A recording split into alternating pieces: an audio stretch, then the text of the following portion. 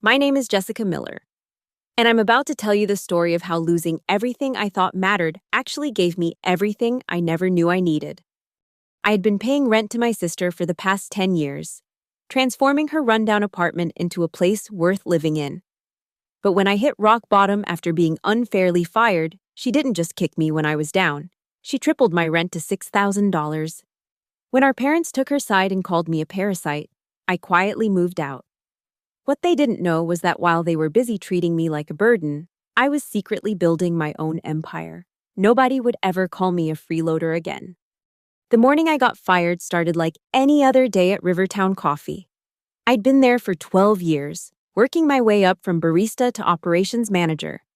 And I genuinely believed I'd found my place in the world.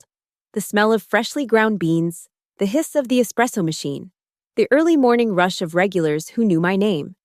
It all felt like home. More like home than my actual family had ever been, if I'm being honest. Growing up as the younger daughter in the Miller household meant living in Vanessa's shadow. She was 3 years older, prettier, more charming, and somehow always managed to twist every situation to her advantage. Our parents, Robert and Helen Miller, had made it clear from day one who their favorite was. Vanessa got the new clothes, the car for her 16th birthday, the full ride to college, well, until she dropped out after 2 semesters to find herself. Meanwhile, I worked 2 jobs to put myself through community college, then transferred to State University, graduating with honors in business management.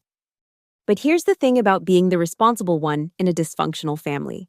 You become everyone's safety net. When Vanessa decided she wanted to buy an apartment at 25 with no job and terrible credit, guess who co-signed the loan? When she couldn't make the mortgage payments 6 months later, guess who stepped in?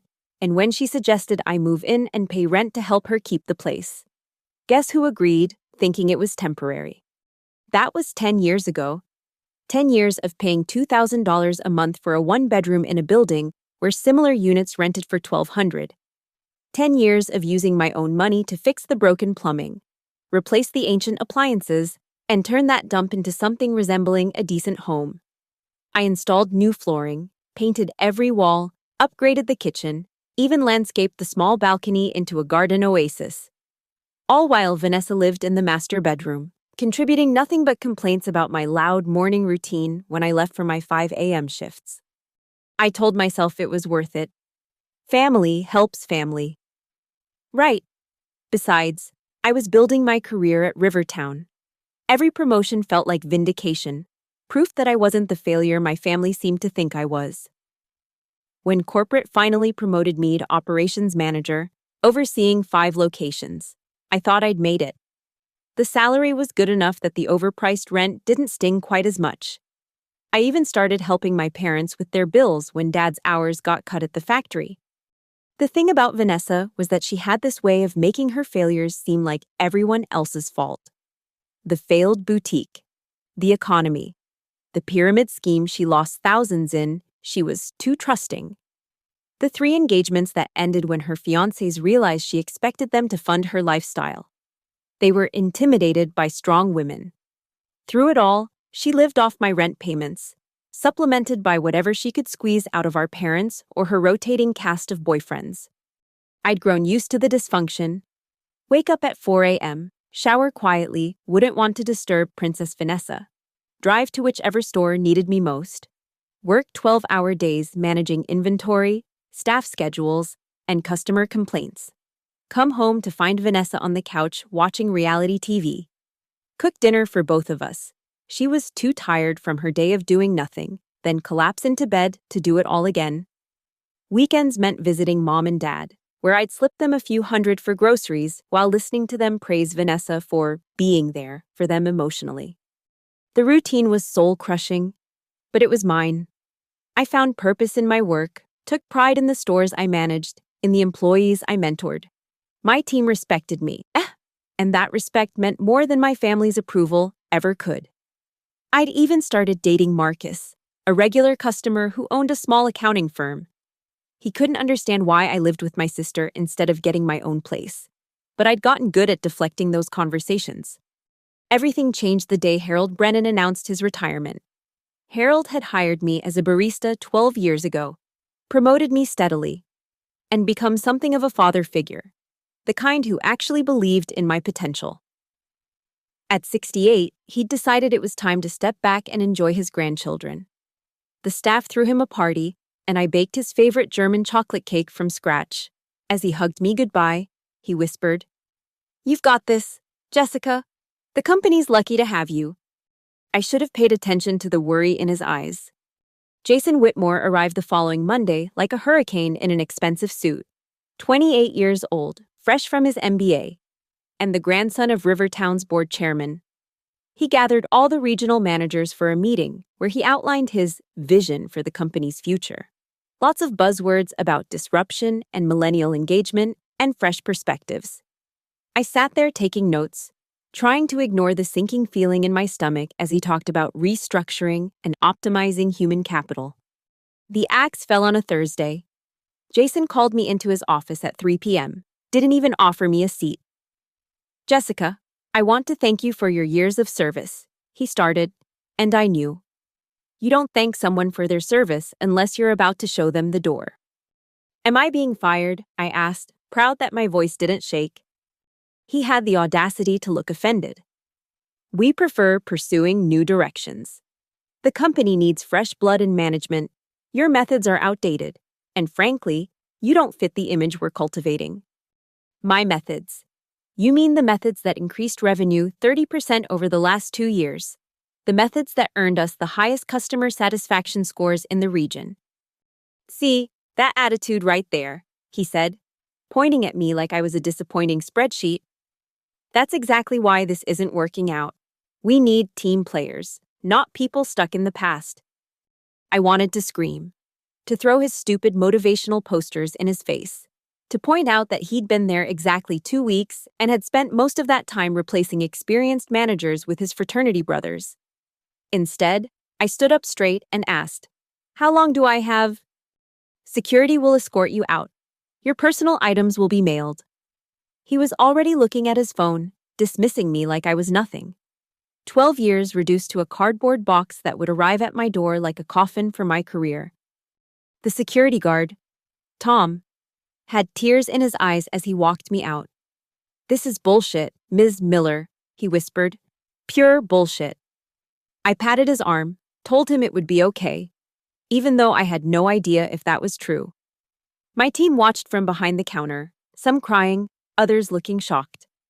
I wanted to say goodbye properly, but Tom had his orders. I barely had time to grab my purse before I was standing in the parking lot, unemployed for the first time since I was 16. I sat in my car for an hour, engine off, staring at the building where I'd spent the best years of my life. My phone buzzed with texts from coworkers, from Marcus, from friends who'd already heard through the corporate grapevine. I couldn't bring myself to answer any of them. What was there to say that I'd been deemed disposable by some nepotism hire who probably couldn't make a latte if his trust fund depended on it?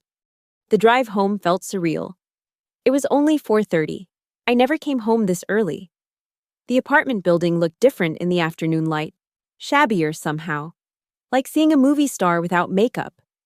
I climbed the stairs slowly, trying to figure out how to tell Vanessa. She'd panic about the rent, make it all about her, probably demand I get another job immediately. I needed a plan, needed to think. I found her in the living room with Bradley. Or was it Brian? She went through boyfriends like tissues, and I'd stopped trying to keep track.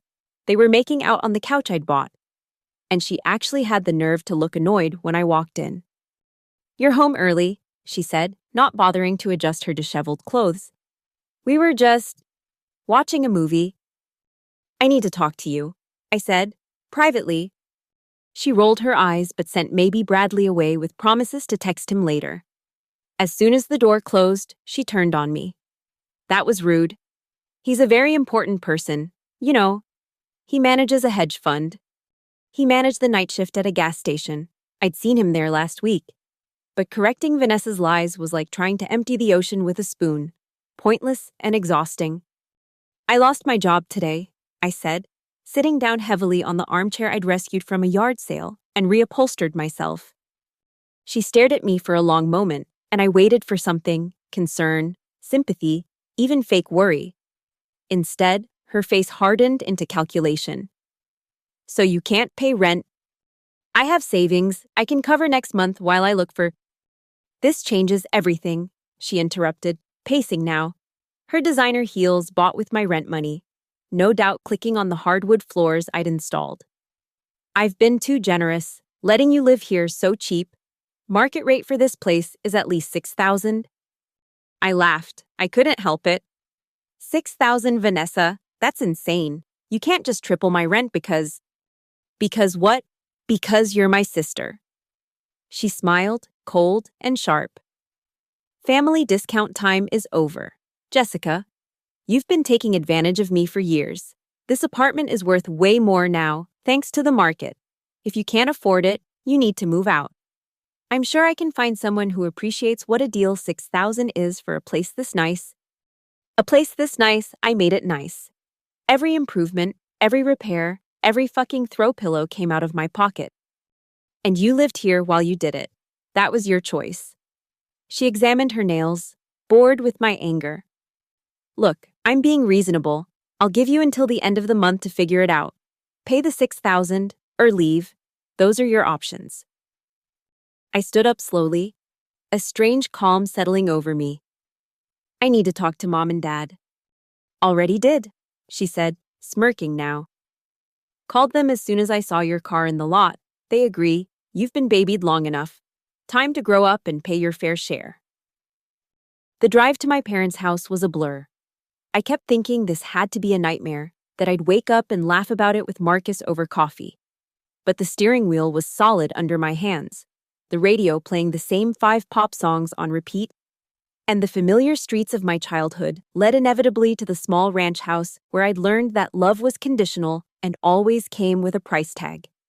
Mom answered the door already armed with judgment. Jessica. Vanessa called. Honestly, we're disappointed. Losing your job at your age? At my age, I'm 34, not 90. And I didn't lose it. I was laid off by some nepotism hire who...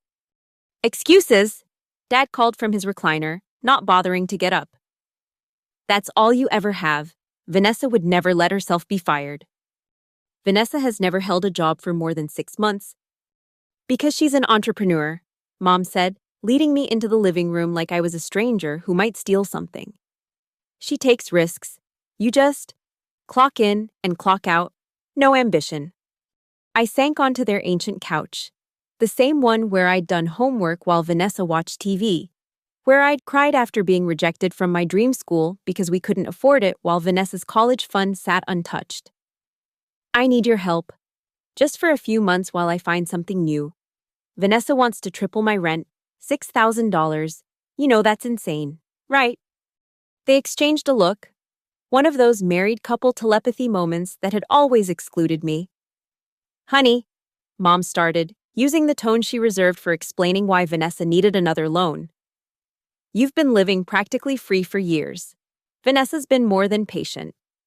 Free, I pay $2,000 a month plus utilities, plus groceries, plus... For a luxury apartment in that neighborhood, Dad finally looked at me, disappointment etched in every line of his face. You should be grateful, but no, you always want more, always taking, never giving. I give you money every month. That's what family does. Mom said, we don't keep score, except you, apparently. Always reminding us what you do, like we should applaud you for basic decency. I looked between them, these people who'd raised me, who I'd bent over backward to please, and saw strangers. Or maybe I was finally seeing them clearly. So what am I supposed to do? Where am I supposed to go? That's for you to figure out, Dad said, turning back to his TV. Maybe this will be good for you. Build some character. Vanessa's giving you options. Take them or leave them. She's being more than fair. Mom added, you could always move back home, but... She trailed off, and I understood. That option wasn't actually on the table. It never had been. I stood up on legs that felt disconnected from my body. I see. Well, thank you for making things crystal clear. Don't be dramatic. Mom called as I headed for the door. And don't think you can manipulate us into taking sides. Vanessa's the one with the apartment. She makes the rules. I sat in my car outside their house, watching the sun set over the neighborhood where I'd learned to ride a bike, where I'd walked to school, where I'd never quite belonged. My phone buzzed. Marcus, asking if I wanted to talk. I turned it off. I couldn't handle sympathy right now. Couldn't risk breaking down when I needed to think. The apartment was dark when I got back. Vanessa had gone out, probably celebrating her windfall with maybe Bradley and whoever else would listen to her manufactured drama about her ungrateful sister. I walked through the rooms slowly, cataloging everything I'd done, every improvement I'd made.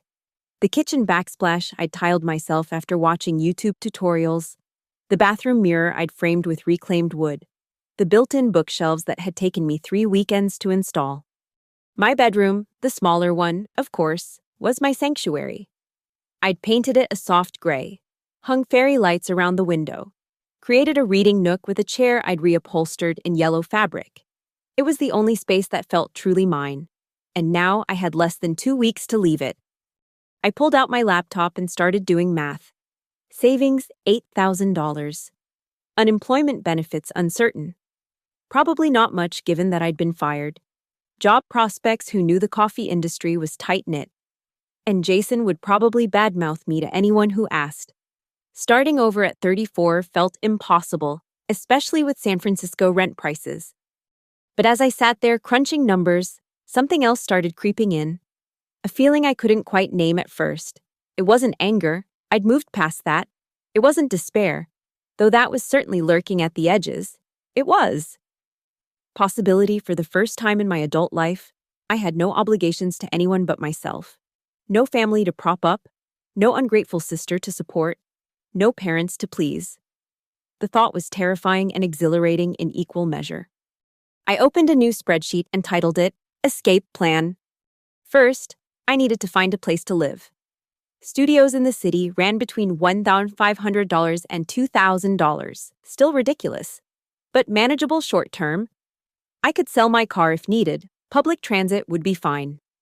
I started bookmarking listings, focusing on places near commercial districts. If I couldn't work for someone else, maybe it was time to work for myself. The idea had been percolating for years, really. Every time a customer complimented my pastries, every time I streamlined an inefficient process, every time I trained a new barista who said I was the best manager they'd ever had, I knew coffee. I knew customer service. I knew how to run a business. I'd been essentially running 5 of them for Rivertown. What I'd lacked was the push to take the leap. Well, consider me pushed. I stayed up until 3 a.m. researching small business loans, commercial real estate, equipment costs, supplier relationships. The numbers were daunting, but not impossible. If I liquidated everything, sold my car, used my savings wisely, I could maybe, just maybe, scrape together enough for a down payment on a lease and basic equipment. It would be tight. It would be risky. It would be mine. The next morning, Vanessa was in the kitchen when I emerged, using my espresso machine to make what she called coffee but was essentially hot milk with a splash of espresso. She looked up with fake concern. "Did you figure out what you're doing? I already have someone interested in the room if you're leaving." "I'll be out by the end of the week," I said, pouring myself a cup of actual coffee. She blinked, clearly not expecting that. "The week, but rent's not due until..." "Keep the security deposit. Consider it a parting gift." I leaned against the counter I'd refinished, savoring what would be one of my last cups of coffee in this kitchen. "I'll take everything I bought with me, of course." "What do you mean, everything you bought?" "The furniture, the appliances, the decorations, my things." Her face went through several expressions before settling on outrage. "You can't do that.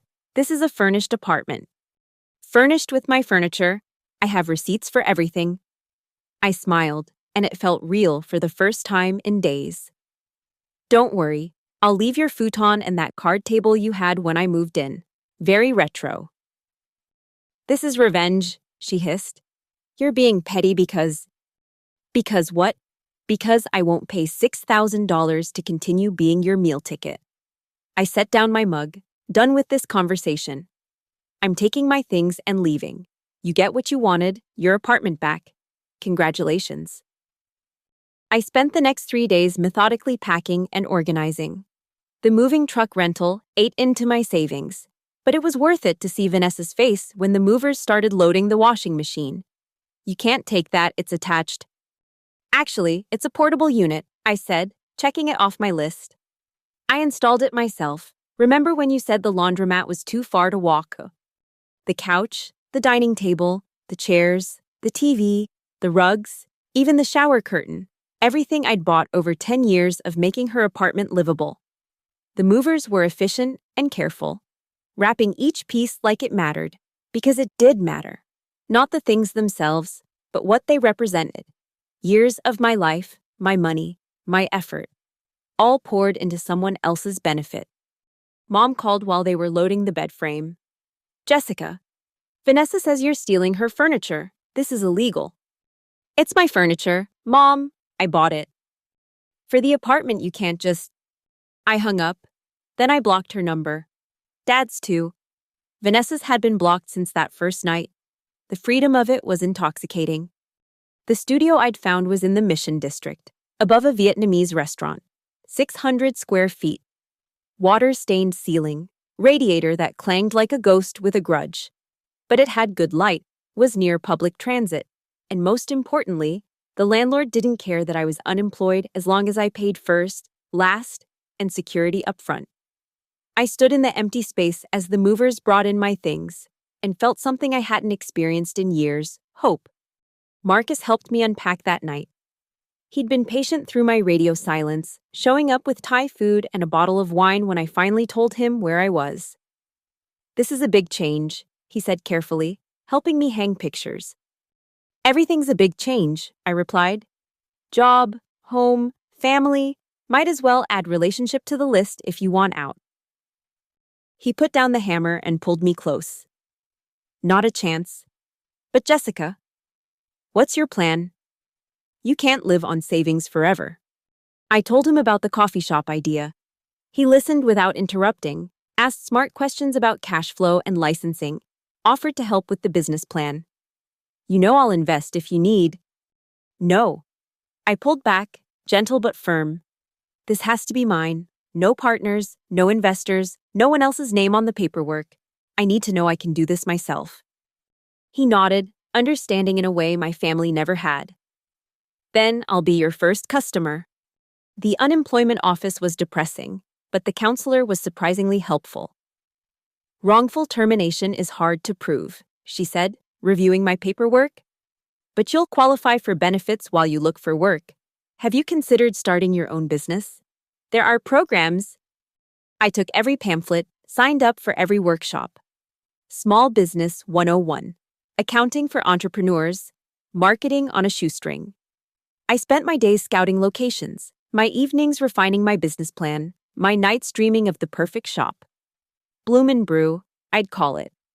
A place where people felt welcome, where the coffee was excellent, but the atmosphere was even better. 2 weeks into my new life, I found it. A narrow storefront in the outer Richmond, wedged between a bookstore and a vintage clothing shop. The owner, Mrs. Park, was retiring after 30 years of running an alterations business. Rent's below market, she admitted, showing me around the space. But I want someone who'll respect what I built here. This was my dream. You know, I knew. I told her about my vision, about creating a gathering place for the neighborhood, about featuring local artists and hosting book clubs. Her eyes lit up. I'll give you a good deal on the lease if you promise to take care of it. I promise, I said, and meant it. The loan process was a nightmare. Banks looked at my unemployment status and laughed. Credit unions were more sympathetic but still cautious. I sold my car, liquidated my 401k, the penalty hurt, but not as much as staying trapped would have, sold everything that wasn't essential. Still short, still not enough. Then Mrs. Park called. I've been thinking, what if I carry the lease for the first 6 months, give you time to get established before the banks see you as a real business? I cried in a way I hadn't let myself cry through any of this. Kindness from a near stranger when my own family had turned their backs. Why would you do that? Because I remember being young and having a dream, she said simply. And because I think you'll succeed. You have that look, desperate enough to work hard, smart enough to work right. We signed papers the next week. I had a space, a mission, and just enough money to make it happen if I was very, very careful. The renovations would have to be DIY, the equipment secondhand, the marketing guerrilla style. But it was possible. It was happening. I threw myself into the work. Stripping old wallpaper revealed beautiful brick underneath. Sanding floors uncovered hardwood that gleamed once restored. Every blister, every aching muscle, every late-night painting was mine. No one could take credit for this. No one could say I hadn't earned it. Marcus helped when I let him, which wasn't often. My friends from Rivertown stopped by, offering labor and encouragement. Even Tom the security guard showed up one Saturday with his tools and a determination to build the most secure coffee shop in the city. Can't have anyone messing with you again, Ms. Miller. The equipment came from restaurant auctions, Craigslist, and one blessed liquidation sale from a chain that had overexpanded. I got an espresso machine that would have cost $15,000 new for $3,000 cash. The grinder, the refrigeration units, the display cases, all pieced together like a puzzle where every piece had to fit perfectly or the whole thing would collapse. Permits were their own special hell. Health department, fire department, building inspections, business licenses. Each one cost money I could barely spare and time I didn't have. But I learned to navigate the bureaucracy, learned which clerks responded to persistence and which preferred charm. Slowly, painfully, expensively. Bloom & Brew became legal. 3 months after leaving Vanessa's apartment, I was ready for a soft opening. The space was transformed. Warm brick walls, gleaming hardwood floors, mismatched vintage furniture that somehow worked together. The coffee bar ran along one wall, backed by subway tile I'd installed myself. Plants hung from macrame holders in the windows. Local artist work decorated the walls, with small price tags if anyone wanted to buy. It was exactly what I'd envisioned, only better because it was real. The morning of the soft opening, I stood in my shop at 4 a.m., just breathing it in. The smell of fresh paint had faded, replaced by coffee and possibility. In 2 hours, I'd unlock those doors and find out if anyone else believed in my dream. The terror was overwhelming, but so was the pride. Whatever happened, I'd built this. Me. Not my family's money or connections or approval, just my own stubborn refusal to accept that being fired meant being finished. My phone buzzed with a text from Marcus. Today's the day, you've got this. Then another. From a number I didn't recognize. Hey Jessica, heard about your shop from Tom. The whole Rivertown crew is planning to come by. We miss you. Ashley. Ashley had been one of my assistant managers, smart and capable, and probably being wasted under Jason's leadership. The idea of my former team supporting me made my throat tight with emotion. At 6 a.m. sharp, I unlocked the doors. Marcus was first in line, grinning and holding a bouquet of sunflowers. For prosperity, he said, kissing my cheek. And because they match your reading chair. The trickle started slow, neighbors curious about the new shop, friends wanting to support, a few random early risers drawn by the smell of coffee. But by 8 a.m., there was a line out the door. My Rivertown family had come in force, bringing friends, ordering multiple drinks, stuffing the tip jar. Mrs. Park sat in the corner with her knitting circle, holding court and telling everyone she was my business mentor. I was pulling shots, steaming milk, plating pastries I'd baked at 3 a.m., and living my absolute dream. Every transaction, every smile, every, "This is amazing," was validation that I'd chosen right. My hands moved automatically through motions I'd perfected over 12 years. But now they were building something mine. Around noon, when the rush had settled into a steady flow, a familiar face appeared at the counter.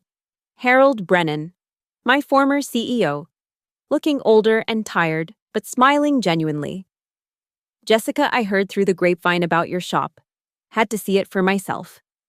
Mr. Brennan, I started, then stopped. What was there to say? Harold, please, I'm not your boss anymore. He looked around appreciatively. This is impressive. You did all this in 3 months. Necessity is a hell of a motivator. His smile faltered. I heard about what Jason did. I tried to intervene, but... He shrugged helplessly. My grandson has his own ideas about the business. Wrong ideas, if you ask me, but no one does anymore. It worked out, I said, and meant it. I wouldn't have had the courage to do this if I hadn't been pushed. Still, he pulled out his wallet, ordered a large coffee and every pastry in the case. Consider it an investment in the competition. Though between you and me, your coffee was always better than ours. I laughed, really laughed, for the first time in months. Trade secret, I actually cared about quality, not just profit margins. Radical concept. He raised his cup in salute. To caring about quality, may it make you rich. The first month was brutal. 16-hour days, sleeping on a cot in the back office, learning the hard way about inventory management and cash flow and the million details that make the difference between a business and a bankruptcy. But every morning, people came back. The regulars started emerging, the writer who camped at the corner table, the moms group that met Tuesday mornings, the chess players who took over the window seats every evening. I hired carefully, choosing enthusiasm over experience when I had to choose. Sarah, a single mom who'd been laid off from tech, turned out to have a gift for customer service. David, fresh out of culinary school and eager to experiment, elevated my simple pastry offerings into destination-worthy creations.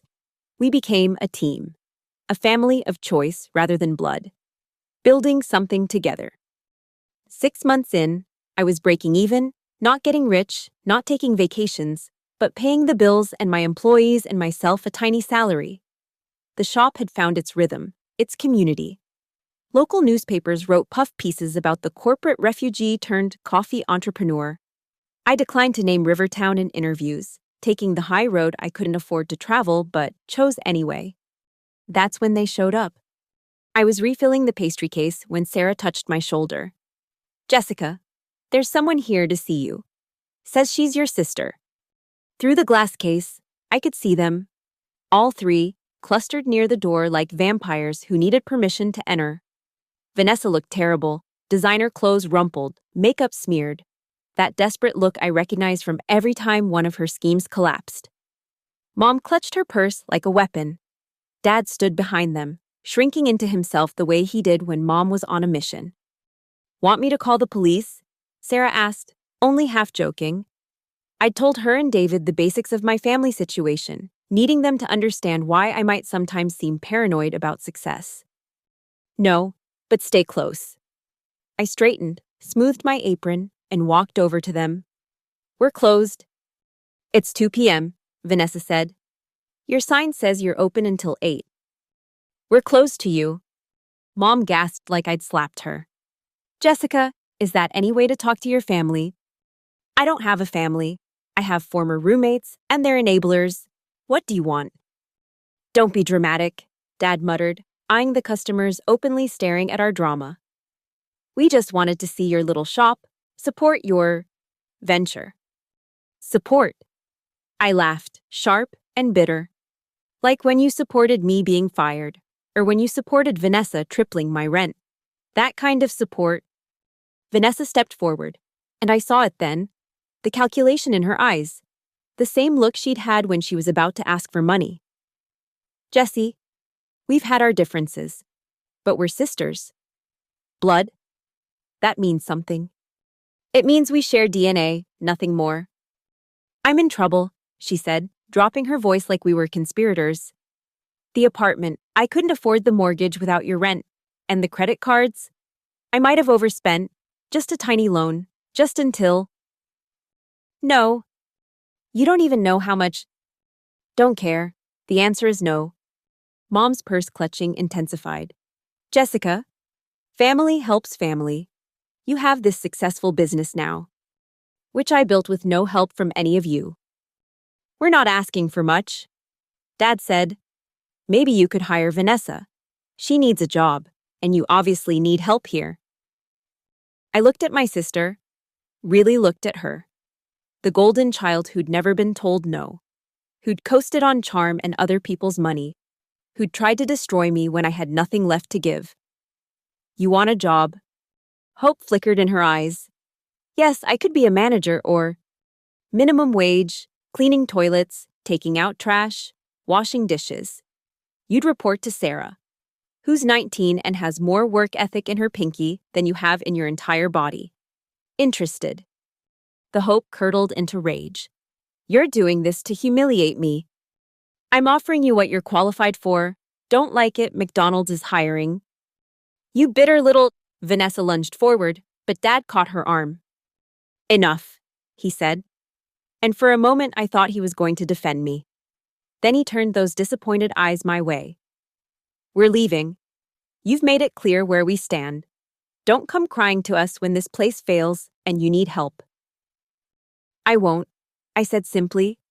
I haven't needed you since I was 18. Just took me this long to realize it. Mom was crying now, those manipulative tears that used to work on me. We're your parents. We gave you life. And I've been paying for it ever since. We're done here. You'll regret this, Vanessa spat. When you're alone and old and have no one, I'll have people who actually care about me, not just what I can do for them. I gestured around the shop, at Sarah standing protectively nearby, at my customers pretending not to watch. I have a real family now. One I chose, one that chose me back. They left in a flurry of threats and tears and promises that I'd come crawling back. I stood at the window, watching them pile into Dad's ancient sedan, and felt nothing. The cord had been cut months ago. This was just the funeral for something that had been dead for years. You okay? Sarah asked, appearing with a cup of my favorite lavender latte. Yeah, I really am. I took a sip. Let the familiar comfort ground me. Family discount is officially discontinued. She grinned. Good. Those people looked like terrible tippers anyway. The shop thrived. Word of mouth spread about our coffee, our pastries, our atmosphere. The local paper did a feature on neighborhood businesses, and the photographer captured me mid-laugh, flower in my hair, surrounded by customers. I framed that photo, hung it behind the register where I could see it every day. Proof that happiness was possible when you stopped trying to earn it from people incapable of giving it. Year 1 ended with a small profit and a wait list for our weekend workshops. I'd started teaching latte art, basic baking, even Coffee Shop 101 for aspiring entrepreneurs. The business account grew slowly but steadily. I moved from the studio to a one-bedroom, bought a used car, even took a weekend trip to Portland with Marcus. Normal life things that felt like miracles after the struggle. Rivertown, I heard through the grapevine, was struggling. Jason's innovations had alienated core customers, and several locations had closed. Part of me felt vindicated. Most of me was too busy to care. Success, I learned, was the best revenge, not because others could see it, but because I was too fulfilled to think about them at all. One evening, as I was closing up, Mrs. Park stopped by. She did that sometimes, checking on her investment and gossiping with the regulars. You know, she said, watching me wipe down tables. I had children once, son and daughter, haven't spoken to them in 10 years. I paused, giving her my attention. She rarely talked about personal things. They wanted me to sell this building, divide the money. When I refused, they said I was selfish, greedy.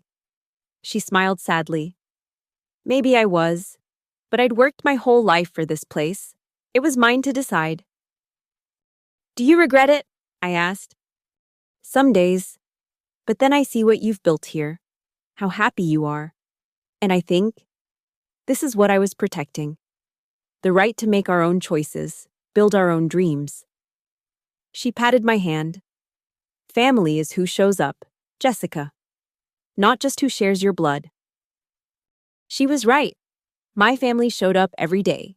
Sarah with her terrible jokes, David with his experimental pastries, Marcus with his quiet support, Regular customers who asked about my day. Neighbors who brought their out-of-town guests to show off their coffee shop. The community I'd built, and that built me up in return. But the universe wasn't done with plot twists. Year 2 brought unexpected challenges. A chain coffee shop opened 2 blocks away, all corporate muscle and predatory pricing. My landlord got offers to sell the building to developers. The equipment that had been secondhand when I bought it started showing its age. Each crisis felt like a test of my resolve. And some days I wondered if my family had been right. Was I too proud, too stubborn, too unwilling to play the game? Then my customers rallied. A Save Bloom and Brew campaign sprouted on social media. The neighborhood association got involved, pressuring the landlord to preserve local businesses. A crowdfunding campaign I didn't start raised enough to replace the dying espresso machine. People I'd served coffee to became advocates, defenders, family in the truest sense. The chain store closed after 6 months. Turns out, community beats convenience when the coffee's good enough. I was reviewing applications for a 3rd employee when the envelope arrived. Expensive paper, law firm letterhead, my parents' names in bold. My hands shook as I read. Dad had died. Heart attack at work. Dead before the ambulance arrived. The funeral was in 3 days. There was a handwritten note at the bottom in Mom's shaky script. Please come. He would want you there. Would he? The man who'd called me a disappointment? Who'd chosen Vanessa every time? Who'd stood by while I was cast out? I sat in my office, staring at the letter, trying to feel something beyond the hollow ache of chances lost. Marcus found me there an hour later. Hey, David said. He stopped, seeing my face. What happened? I handed him the letter. He read it, then pulled me into his arms. I'm so sorry. I don't know if I am, I admitted. Does that make me a terrible person? It makes you human. He hurt you. That doesn't just go away because he's gone. Should I go? What do you want to do? I don't know. Part of me wants to show them I'm fine, that I succeeded without them. Part of me thinks that's petty. Part of me. I trailed off. Part of you still wants their approval, he finished gently. That's okay too.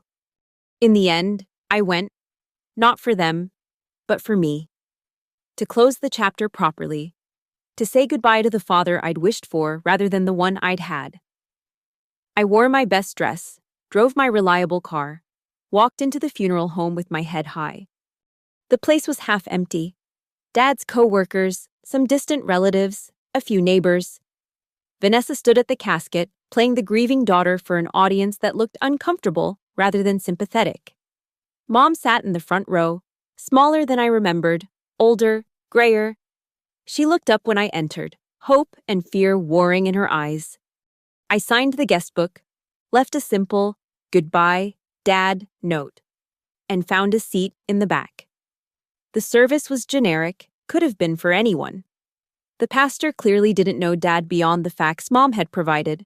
Robert Miller, beloved husband and father, dedicated worker. Nothing about his disappointments, his favoritism, his inability to see me for who I was rather than who he wanted me to be. When they opened the floor for memories, I stayed seated.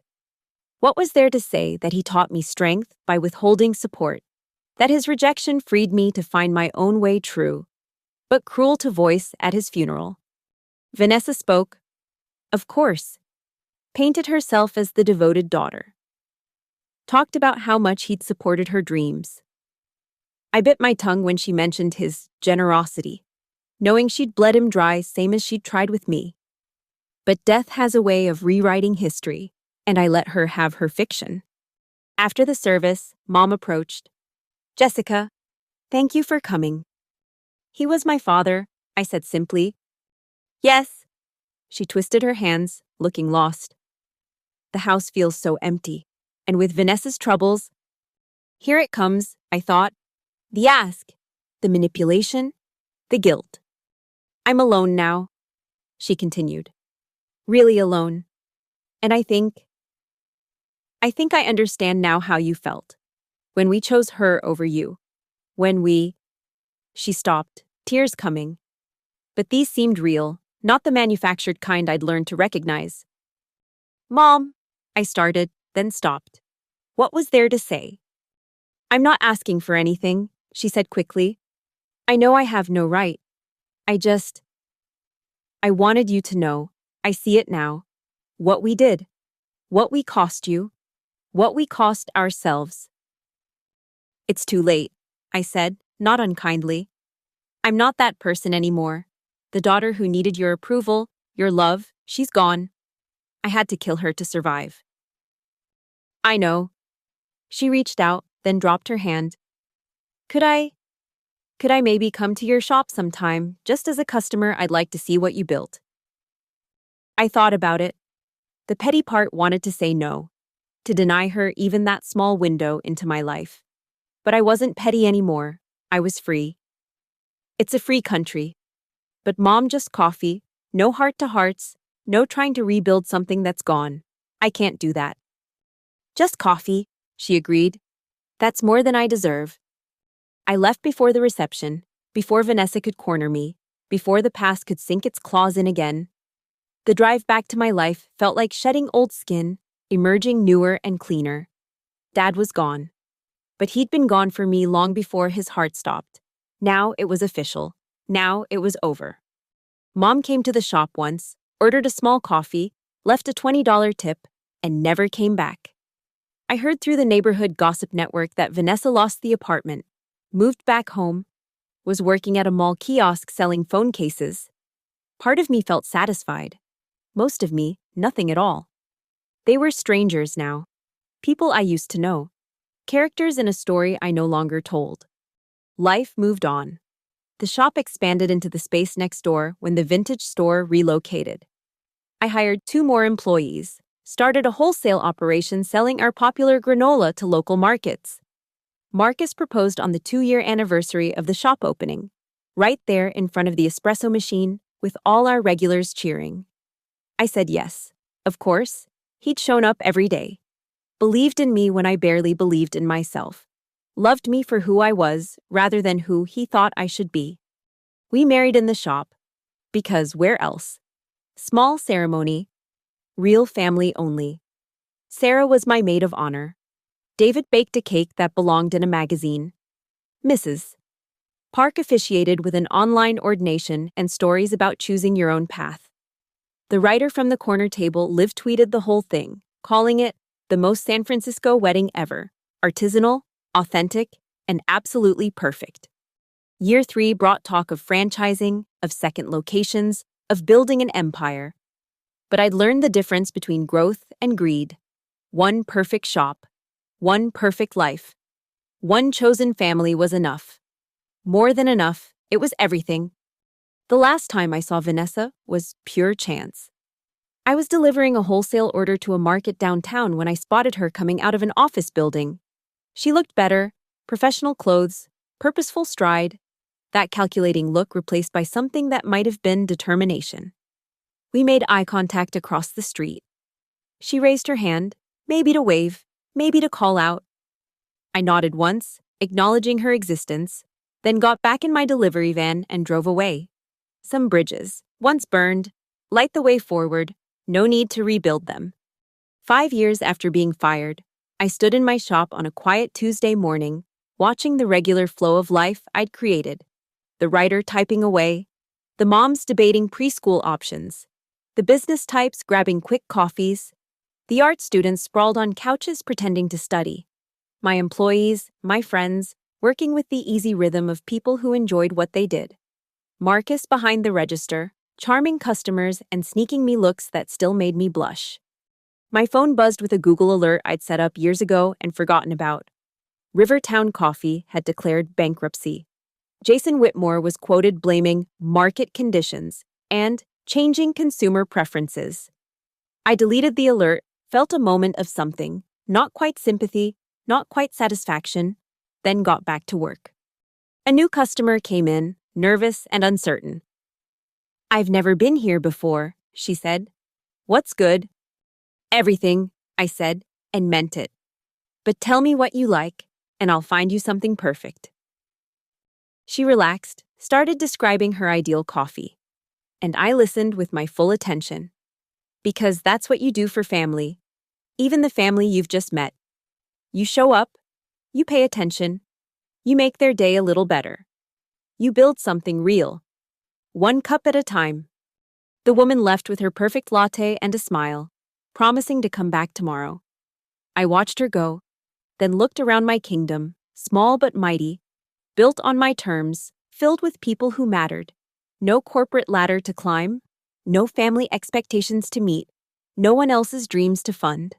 Just this, the life I'd chosen, the family I'd found, the future I'd build one day at a time.